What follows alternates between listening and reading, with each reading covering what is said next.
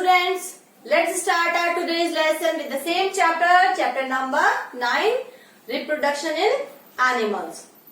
So, we studied that what is asexual reproduction and what is sexual reproduction. Then the human male reproductive organs and the female reproductive organs. Now, we are going to study one more term, that is fertilization, which is the first step of sexual reproduction. अगर हम sexual reproduction पढ़ने जा रहे हैं तो उसमें सबसे पहला स्टेप आता है फर्टिलाइजेशन का. So what is fertilization? It is the fusion of male and the female gamete.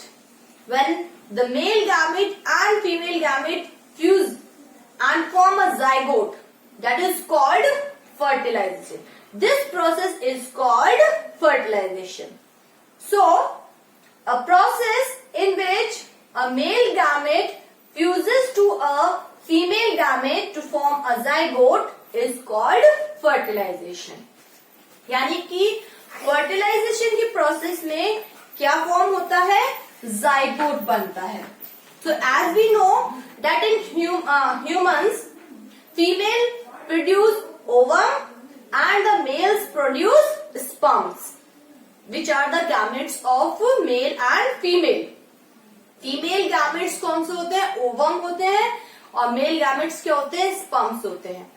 So and we know this well that females only produce single ovum at a time.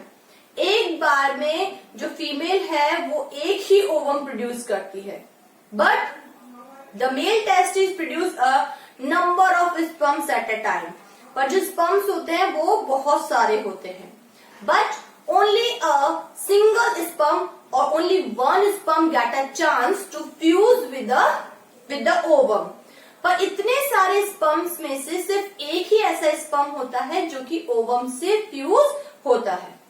Then the nucleus of the ovum and the nucleus of the sperm fuses to make one nucleus.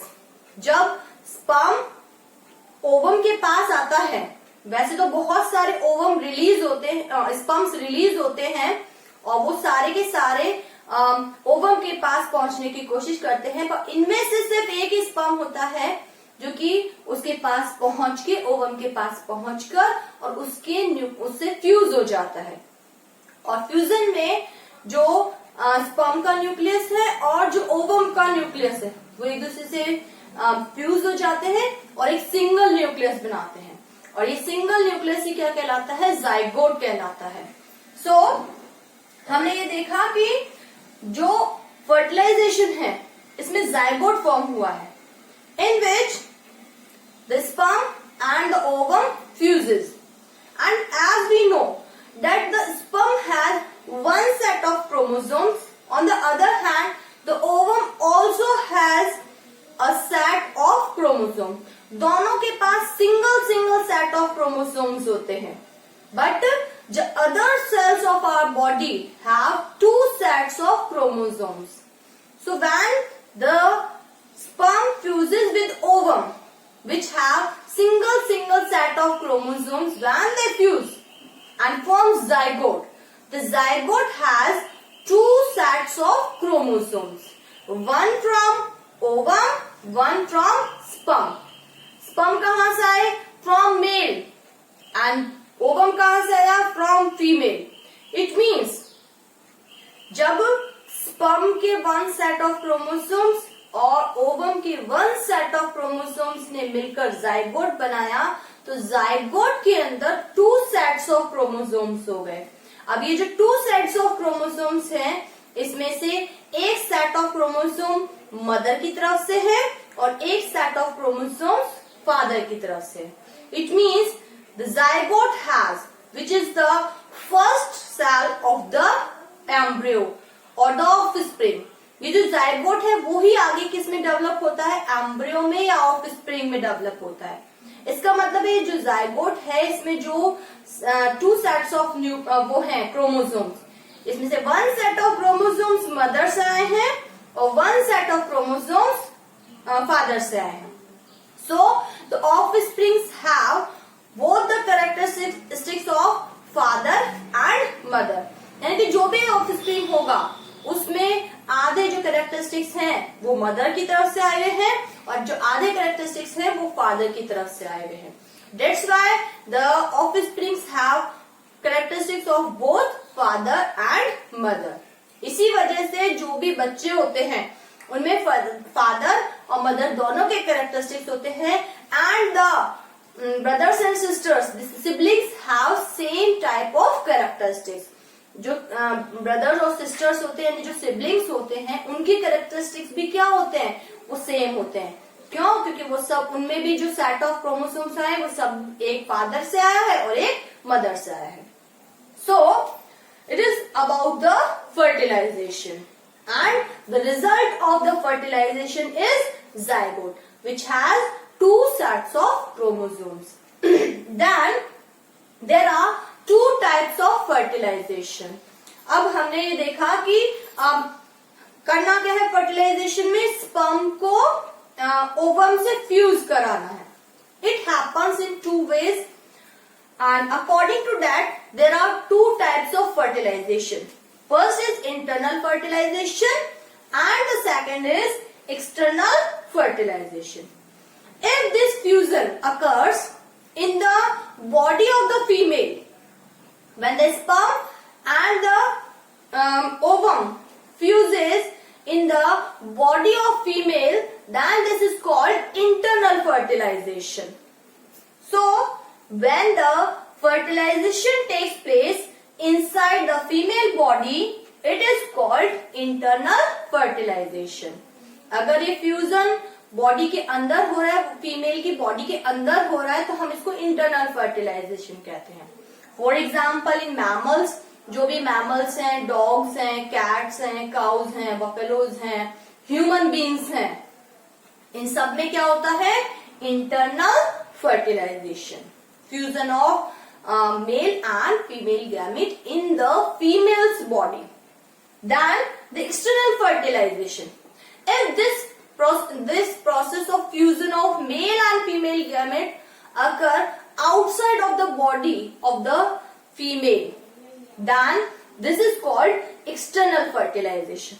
So we can define it, when fertilization takes place outside of the female body, it is called external fertilization, which occurs in fishes and amphibians. जैसे कि amphibians हमने देखा है, frogs हैं और other जो amphibians हैं, उन सब में किस तरीके का फर्टिलाइजेशन होता है, एक्सटर्नल फर्टिलाइजेशन होता है. So we can take the example of frogs. We know this very well that the frogs are amphibians, so they live on both land and water. Whenever they have to, the female have to lay eggs, it goes into water and lay a cluster of eggs. बहुत सारे thousands of it lay thousands of lay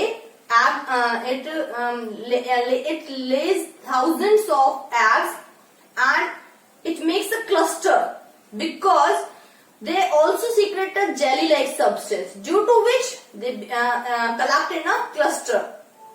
जब वो egg ले करती है तो एक jelly like substance भी क्या करती है, वो सीक्रेट करती है, जिसकी वजह से ये जो पूरे एग्स हैं वे क्लस्टर के फॉर्म में वहां पे कलेक्ट रहते हैं.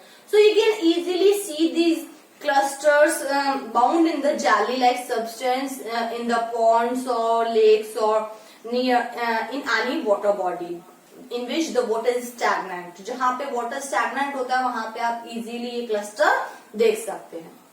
When the female lay eggs, the male also releases its sperm in the water.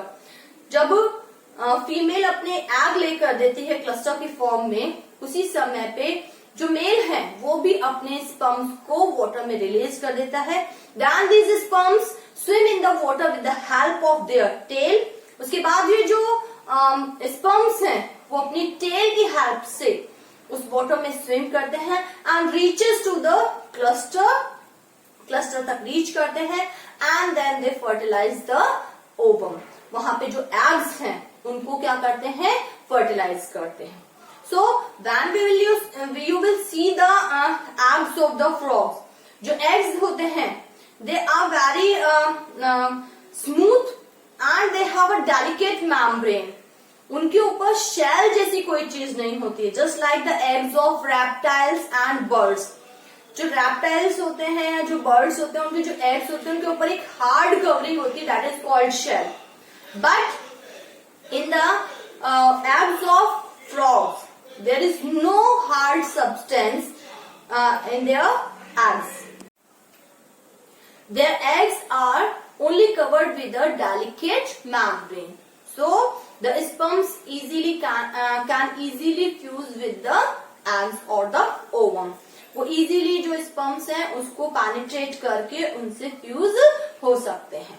So it is all about the external fertilization, because this fertilization is occurring outside of the female's body.